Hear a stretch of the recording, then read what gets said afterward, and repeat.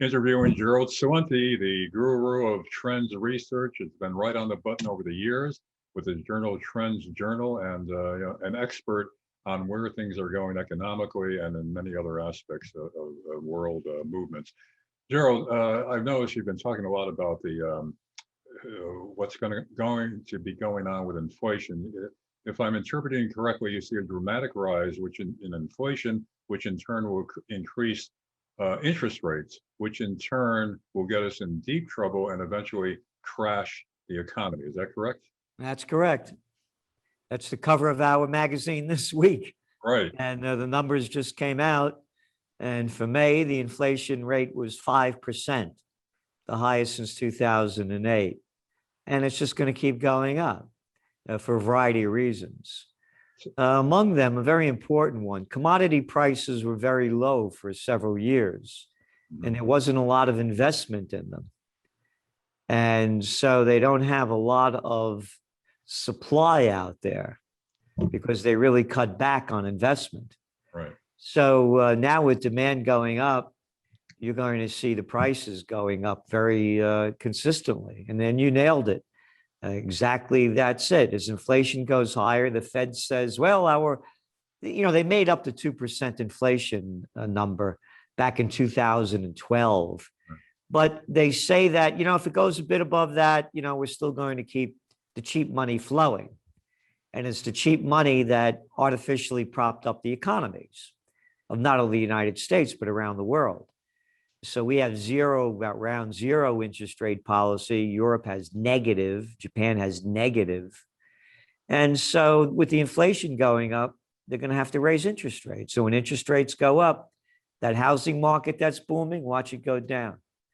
Those phony stocks out there that everybody's buying and all the merger and acquisitions that come with cheap money, no more. Well, how high do you expect interest rates to go and how soon? It's hard to say the how soon because they're making up the game and they can do anything that they want. The magic number as we see is when the Fed rate hits around 1.5%. Go back to 2019, not ancient history, before the COVID war began. Right. And remember Donald Trump going after Jerome Powell because he needed to lower interest rates? Right. Because the economy was slowing down. Yeah. This is when things were going up. Mm-hmm. And he pushed them. People forget back in September of 2019, the Fed was dumping in trillions of dollars, hundreds of billion. Well, they dumped in 7 trillion from September 2019 to January 2020 to pump up the failing repo markets. Right. So it goes back to, when are they going to do it? It's hard to say because, it's a game. And look what happened in Turkey. The Erdogan, the president, fired the third central bankster in just 3 months. Right. 3 guys in 2 months because they wanted to raise interest rates because it's over 15%. Now, you've been predicting for some time that we were on the verge or the cusp of the greatest depression, exceeding even the Great Depression of the 1930s. And you were saying that, this could come fairly soon. Are you still on track with that prediction? Oh, absolutely. And it's going to happen when interest rates go up. This whole thing's a fraud. Mm-hmm. It's a total fraud in front of everybody's eyes. Look what's going on. The markets are doing great. But then you look at, you look at real income. You look how people are struggling to make ends meet. You look at all the small businesses that went out. Just the bigs have gotten bigger. Oh, you saw that we wrote about it in the Trends Journal this week, and then it came out later as well that we wrote about the big corporations not paying taxes. Right. And now you got the Warren Buffetts, the Bezos, the Musks, and they pay nothing. Mm-hmm. Nothing. So the point being is that the COVID war is all phony money. These are facts. Well, Gerald, the billionaires got $8 trillion richer. Mm-hmm. $8 trillion richer in 2020. Pretty nifty. But so everything else is going down.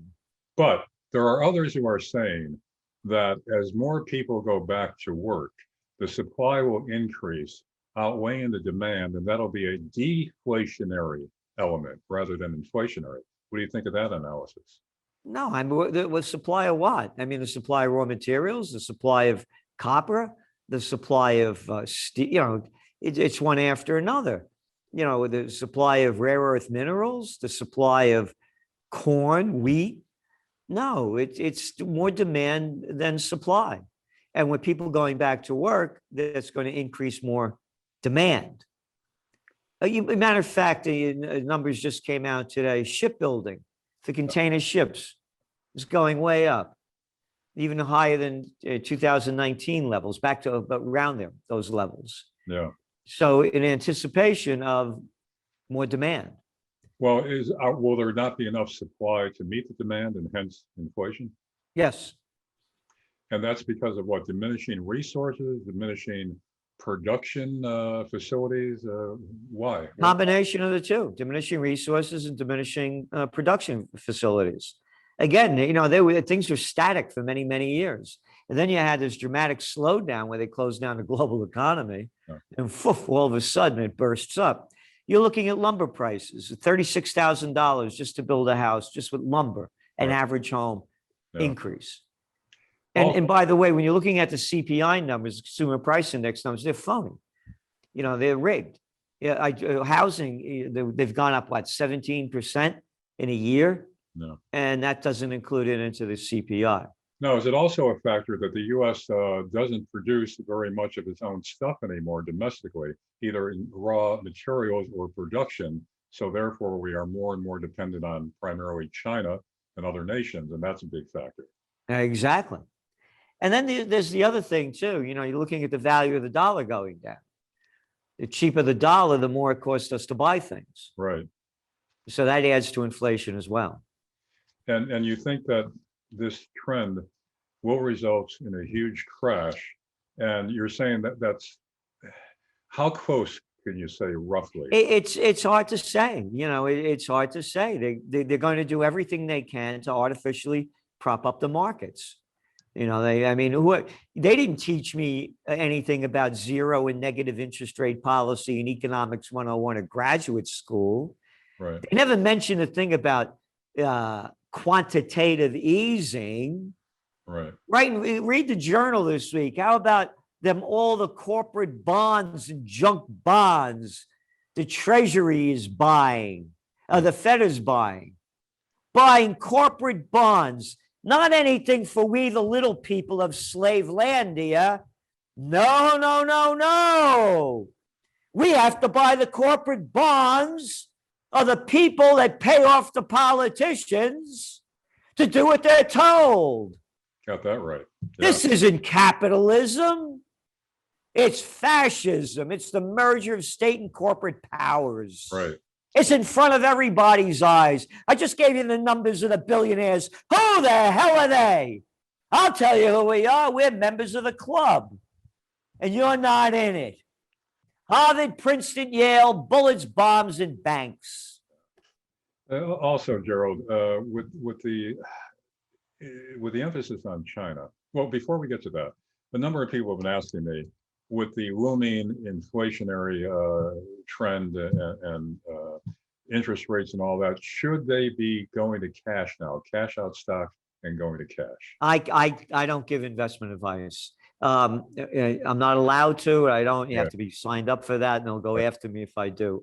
Speaking only for myself, I believe. Well, they're not speaking for myself. Our forecast for gold and silver is still very good. And the cryptocurrencies, until governments crack down on them, they're going to keep going up. Yeah. How do you interpret that? I mean, is that real? Is that something that's, a scam? It doesn't have to be real. Like money isn't anymore. Yeah. And again, look at AMC stocks going up, all these stocks. Real doesn't make any difference. Again, cryptos are going to keep going up as long as there's no government interference. Would you say that Trump was on the right track and he didn't get a chance to finish out things with a second term, and now we're in decline again economically with Biden? No, not at all. Trump didn't do anything to build the economy. What did he do? He gave tax breaks to the 82% of the tax breaks went to the 1%. He didn't. He was going to. our balance of trade with China went up. Yeah. It didn't go down. Now he talked a lot. Remember, he's going to look. Think of the campaign promises, the three big campaign promises he made in 2016: cut taxes, which he did; build the infrastructure, which he did zero; and I'm going to build a wall. You built crap. You built nothing. Yeah, and again, he BS's about, oh, the economy is the strongest ever. Again, he forced them to lower interest rates again to keep artificially propping it up. The jobs didn't come back here. Industry hasn't come back. Look at the chips that used to get made here. They're all mostly getting made in China. Every one of these government, he talked a big game about doing with China, but he didn't do anything. And actually, those tax cuts, as you said, went to the rich.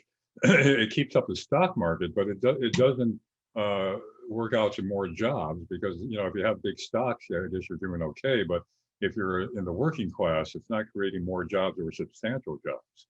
Correct? Yeah, the 10% of the top 1% own 52% of all the stocks. Yeah. And the top 10% own almost 90% of them. Gerald, considering the forces at work now, the multinational corporations, their engagement with China, they're making money with China, so they're not going to disengage, and we're not going to be able to disentangle the economy. Where is this all going? Is there any hope that it could be reversed? Yeah, it's not going to be reversed with the current system that's in place. You're murderers and thieves. And those aren't just words, that don't mean anything. Without the deeds, you shall know them. I mean, what's your favorite murder war? Did you like the Afghan war? Maybe you like the Vietnam War. I like the Korean War. No. The Iraq War was better for me. I like the first one, and I like the one his son did better. That guy Gaddafi, he got to go. Yeah. That guy Assad, he got to go. That was the Obama line, remember? Yeah. Murderers, thieves. How about too big to fail? How about taking our money and giving it to the big criminal groups of banksters that caused the panic of 2008 to bail them out? Yeah. They're murderers and thieves. So why would they have the intelligence or the desire to fix anything? The country is not going to change under the ruling class of Democrats and Republicans. So how can that be changed? How can we break through to something healthier? Well, we need a whole new system, and I believe in direct democracy, like they have in Switzerland. Who's the president of Switzerland? Nobody knows. Doesn't count. Mm-hmm.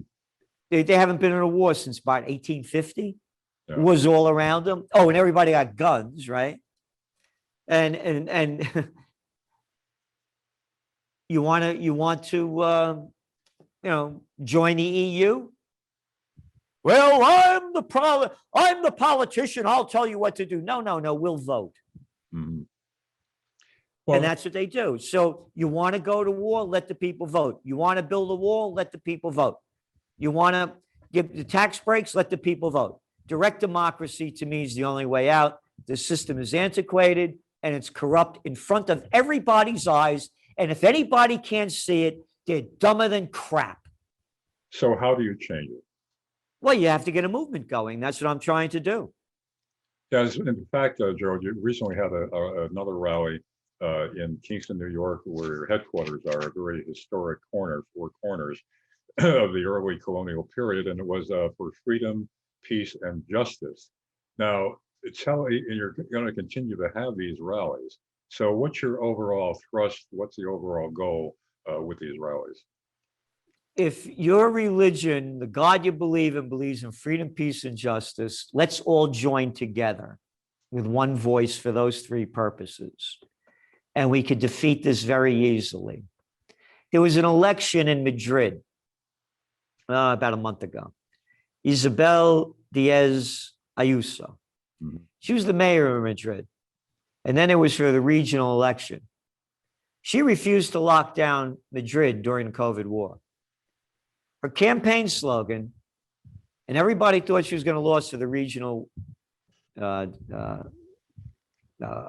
control. I don't, they call it a governor, whatever the name is. One word was a campaign slogan: freedom.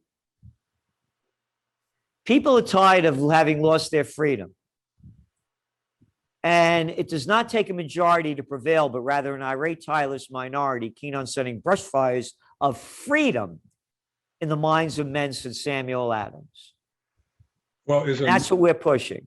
We believe if we have a united voice of freedom, and this is our agenda, telling governments to stop telling us what to do and abide by the constitutions and stop making up these new laws or rules and your executive orders, you could go shove them. There's enough of us to stop them. And I believe at least 40% of the people are totally opposed to what's going on. And the other 60%, out of that 60%, maybe 5% are fighters. So is it a matter of people finally having had enough and being aware of how they're being screwed, where they will rise up? And, is that a realistic expectation, especially with the increasing media control of information? We're getting state news now, only the government's version. So with the media controlling still the majority of public opinion, is there really a realistic hope that people are going to become woke enough, different use of that word, to realize that the government must be changed? You're not going to get to people that don't know already. They're too dumb. And, you go back to the Iraq War I was talking about. Yeah. You go to fairness and accuracy in reporting. Look it up. The major media banned anybody that was against the war. They had like 4% of the people on there, 5% that were anti-war. And not anti-war. Why are you fighting this war based on lies? Yeah. And so it's always been that. You don't need them.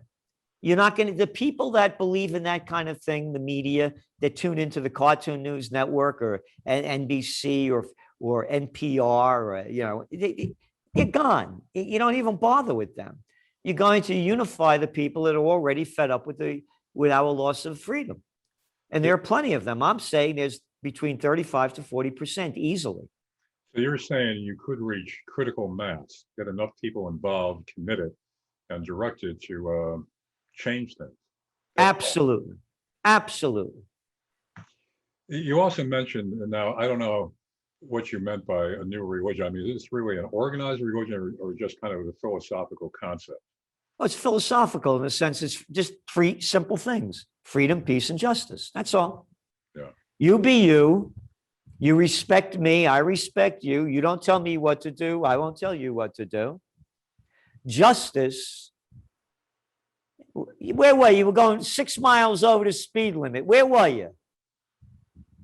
How many drinks did you have? Get out of the car, stand on your head, and repeat the alphabet backwards, while JP Morgan Chase could rig the precious metals markets and get a slap on the wrist. While all these criminal groups could keep doing all these things and get away with, how about justice making it equal? And peace? Mind your own damn business and stay home and stop getting involved in everybody else's conflicts and starting them, and stop taking my money and giving it to other countries to fight and kill people. And stop, what, they just had another defense budget, another record defense budget, and the intelligence budget. You're looking at, over $1 trillion when you put the two together. For what? Guys that haven't won a war since World War II and wouldn't have done it without the Russians, by the way. And everybody hates the Russians, of course. They keep the Cold War going. Right. Right. So again, that's what it is: freedom, peace, and justice. End of the story. If you're not for that, see you later. Next.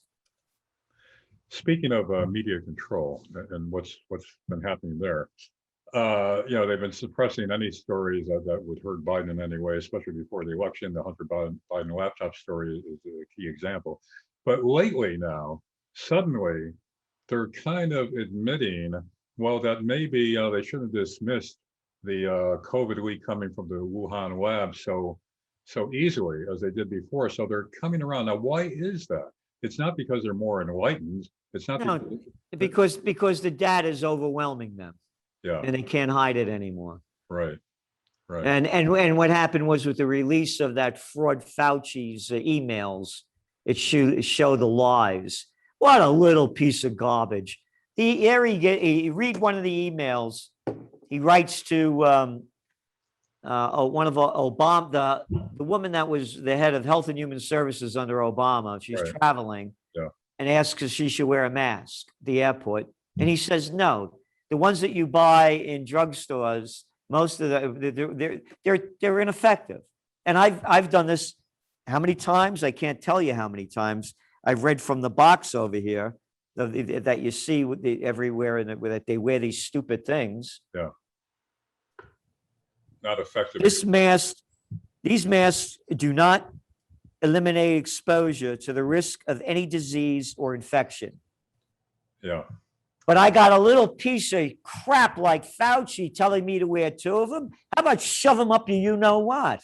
Don't be disrespectful to somebody from my hometown of Waterbury, Connecticut. Yeah, Waterbury piece of water crap.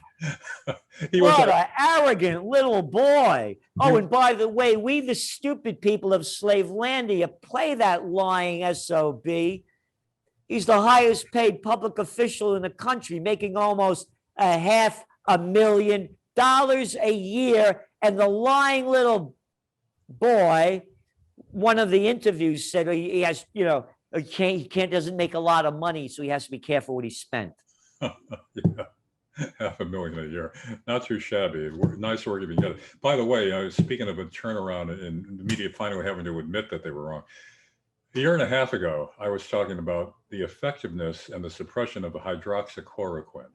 And you couldn't talk about that without being banned on YouTube, Facebook, and all that. My wife, who's a pharmacist, did a lot of research on it, and she stated publicly, nobody's believing her, that hydroxychloroquine, if applied in the right dosages early, is very effective with no side effects. Now they're coming around and admitting that possibly, that's the case. Before, you couldn't even talk about it. So again, I guess what you're saying is that's another example of how they can't contain a lot of this anymore because too many facts are coming out. Yes. And the other thing that people have to understand is that we have a criminal group running our lives.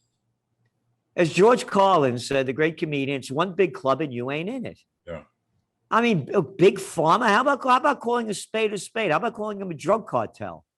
Yeah. Look how they're pushing through this dementia thing. Mm-hmm. Drug.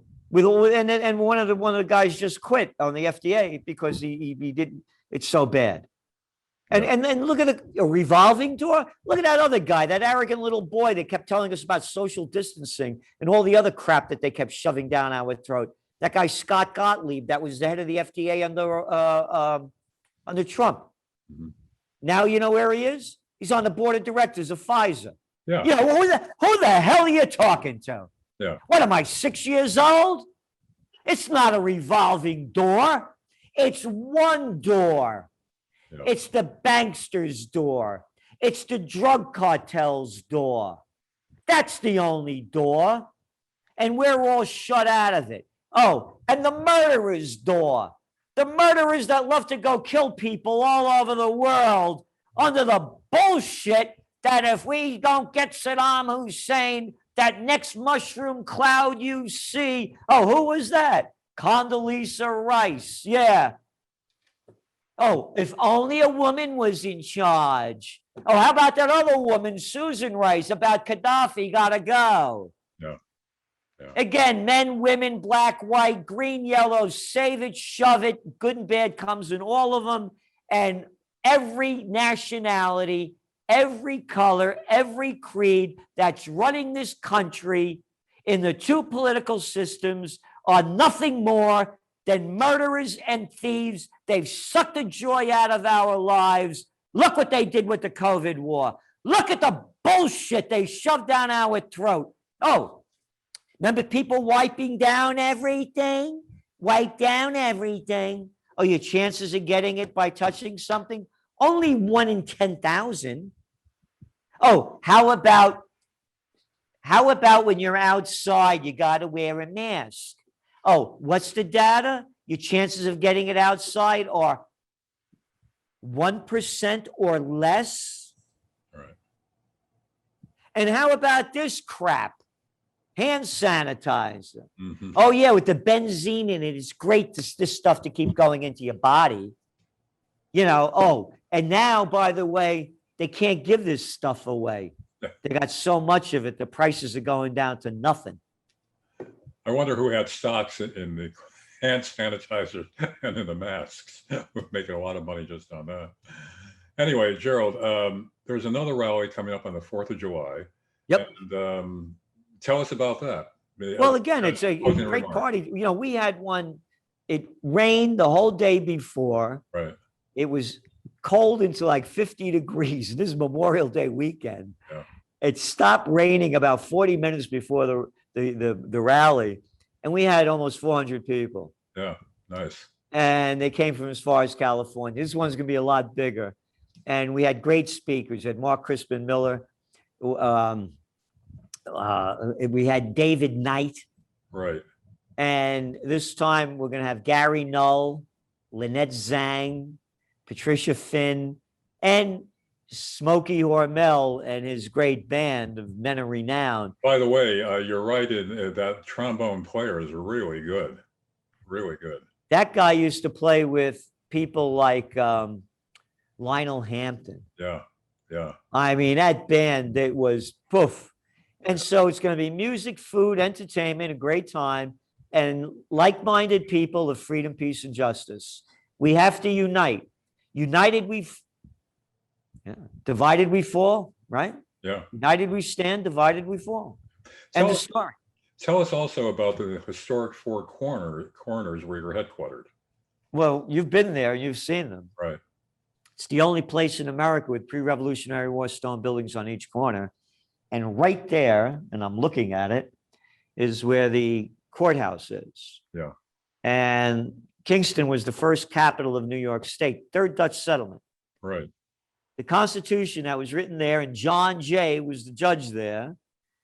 Over 70% of America's Constitution comes from the Constitution that was written for Kingston. Yeah. The seeds of democracy was sown here. That's why I bought those buildings. It's the four corners of freedom. I bought those when nobody wanted them. I bought them for what they represent. Yeah. As an American, as a patriot, as a man that believes in the Constitution and the Bill of Rights. And I don't need anybody to interpret it for me. I've been writing books and magazines for 40 years. I know how to think and write. And I see them stealing my freedom from me, and I don't like it. And I'm fighting against it. I don't want, and the other element of the church, there are the religions that believe that, oh, it's rotten on earth, but when you die, you go to heaven.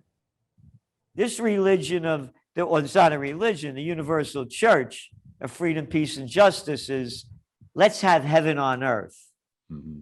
And if we don't change it, it's going to continue to get worse and be hell on earth. Gerald Celente, keep on fighting, and things possibly can change. But it's up to the people to change, and it can change. If they could change it in this direction, why can't we change it in the other one? Gerald Celente, thanks once again for joining us, and hopefully I'll see you at the rally on the 4th of July. And I hope so. Hope all of you listening out there will come to the Four Corners.